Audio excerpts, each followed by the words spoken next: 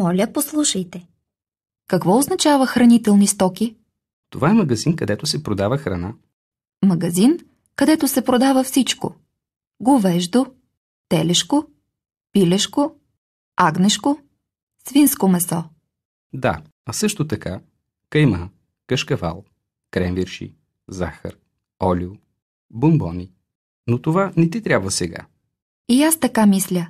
За пикника ни трябва само хляб, сирене, салам, плодове и зеленчуци. Плодове и зеленчуци се продават на пазара. А сега вземи кошница и слагай в нея всичко, което ни трябва. Един бял хляб, 2 кофички кисело мляко, 1 кутия бисквити. И задължително вземи 1 бутилка хубаво българско вино. Какво желаете?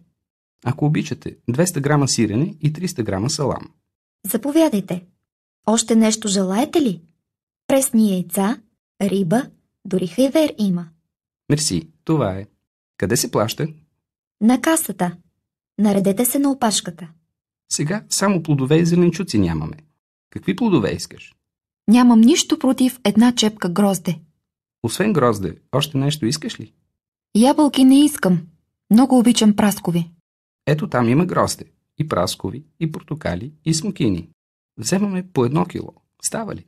Дините и пъпешите също са хубави. Колко струват прасковите при вас? 1,50 лв. А гроздето колко струва? 2 лева. По 1 килограм грозде и праскови, ако обичате. Заповядайте. Ето ви рестото. А към сиренето и салама може да купим домати и краставици.